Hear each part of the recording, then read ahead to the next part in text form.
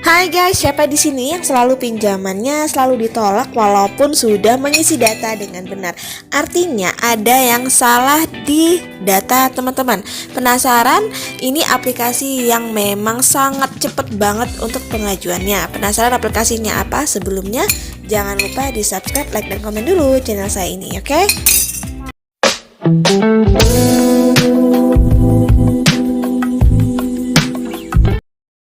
Assalamualaikum warahmatullahi wabarakatuh. Welcome to my channel Gudang Pinjol. Terima kasih buat teman-teman yang sudah selalu setia subscribe, like, dan komen channel saya. Semoga channel saya ini bisa membantu teman-teman yang lagi membutuhkan dana pinjaman online dan juga membutuhkan informasi seputar pinjaman online, sekaligus mengedukasi bagi teman-teman yang memang belum pernah mengajukan di pinjaman online. Kenapa saya bilang edukasi? Karena untuk pinjaman online ini kita tidak tergesa-gesa mengajukannya. Kita harus berpikir terlebih dahulu apakah kita memang membutuhkan dana melalui pinjaman online atau tidak. Jika kita memiliki dana darurat ataupun memiliki tabungan, kita bisa menggunakan dana darurat dulu di rumah dan juga gunakan tabungan untuk memenuhi kebutuhan kita. Namun jika memang tidak ada lagi simpanan ataupun tabungan ataupun dana darurat, opsi kedua barulah kita mengajukan di pinjaman online. Untuk mengajukan di pinjaman online ini juga kita harus berpikir bagus-bagus atau berpikir lebih matang, karena jika kita memang sudah memutuskan untuk mengajukan pinjaman online, artinya kita memang sudah siap untuk membayarnya. Karena jangan sampai karena keasikan mengajukan, keasikan minjam di pinjaman online, kita jadi meminjam di banyak aplikasi dan alhasil kita susah untuk membayarnya dan menumpuk hutang-hutang yang banyak. Alhasil kita stres memikirkan dana pinjaman ini. Jadi gunakan pinjaman online ini sesuai kebutuhan dan jangan lupa gunakan sedikit untuk hal yang lebih produktif. Oke, kali ini saya akan membahas salah satu pinjaman online yang memang menurut saya cepat untuk ACC-nya dan gampang untuk pengajuannya. Ini merupakan salah satu pinjaman online OJK yang sudah berizin OJK dan juga sudah terdaftar di OJK. Penasaran apa yang akan saya bahas? Jangan di skip video saya ini agar teman-teman tidak gagal paham. Oke, langsung aja ya, cekidot.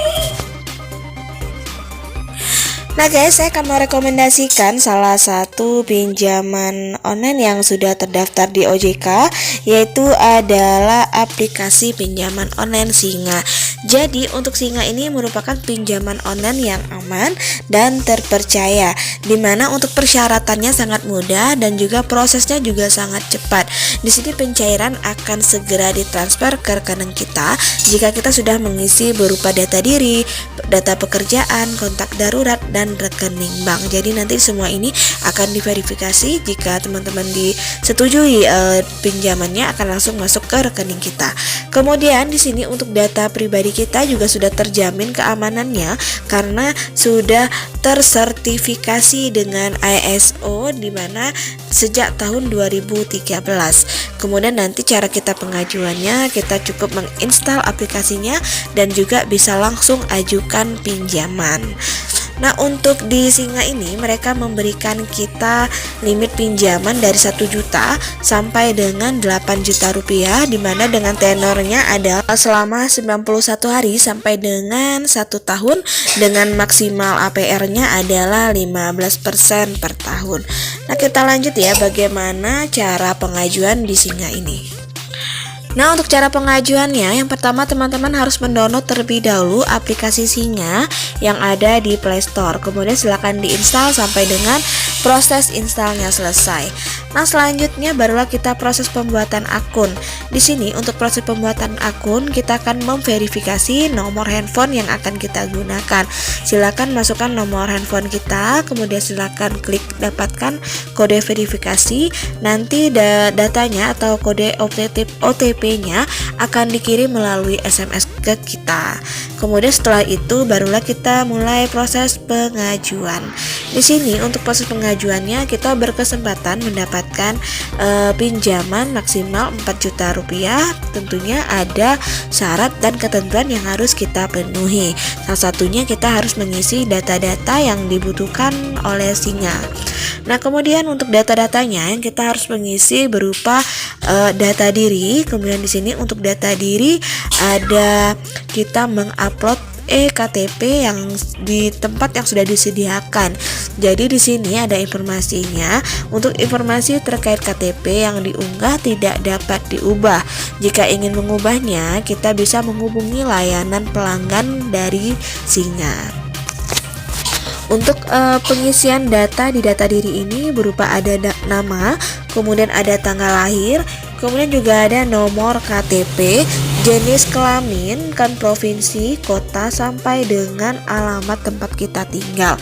Jadi semua data-data yang disediakan ini wajib kita isi, jangan ada yang kosong.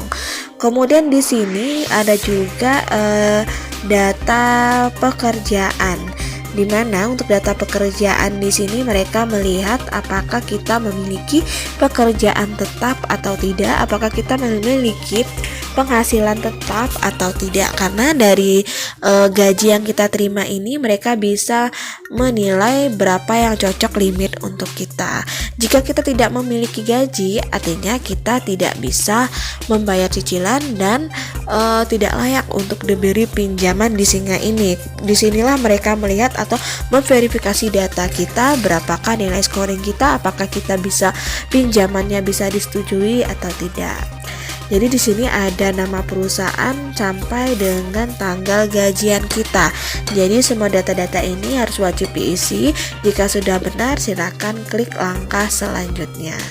Nah, untuk langkah selanjutnya kita mengisi data kontak. Jadi untuk data kontak ini berfungsi ketika kita mengalami keterlambatan pembayaran dan juga nomor handphone kita tidak bisa dihubungi, maka mereka menghubungi data kontak yang sudah kita daftarkan.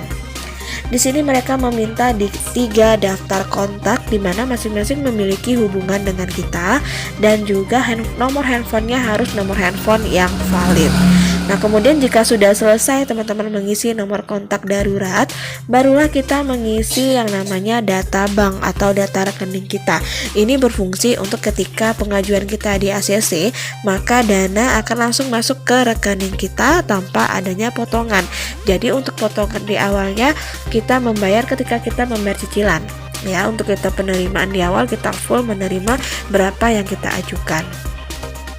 Untuk nama rekeningnya di sini tidak bisa diganti karena sudah sesuai dengan eKTP yang kita upload di awal tadi. Kita hanya bisa mengganti ataupun mengubah nomor rekening dan juga bank tujuan kita. Nah, kemudian setelah proses data semua yang kita isi, maka saatnya perusahaan akan memverifikasi data-data yang sudah kita isi tadi. Jika nilai scoring kita bagus atau mencukupi, maka pinjaman kita akan disetujui dan akan langsung masuk ke rekening kita. Kemudian sebelumnya akan muncul limit pinjaman yang cocok untuk kita. Di sini saya mendapatkan limit pinjaman pokoknya Rp1.100.000 dalam jangka waktu 60 hari. Dan juga di sini ada juga total pengembalian dana kita. Jadi selama 1 bulan atau 2 bulan kita mendapatkan bunga dan juga berapa yang akan kita kembalikan. Jadi untuk di Singa ini sangat transparan ya, rincian-rincian yang akan kita terima, berapa yang kita bayar dan juga jatuh tempo kita tanggal berapa. Nah guys, itulah review dari saya tentang aplikasi pinjaman online Singa. Semoga bermanfaat bagi teman-teman semua dan juga bisa digunakan untuk hal yang lebih produktif lagi. Tetap bijak dalam menggunakan keuangan, jangan sampai kalap dan jangan sampai terlilit dengan yang namanya hutang-hutang pinjol. Akhir kata, wassalamualaikum warahmatullahi wabarakatuh.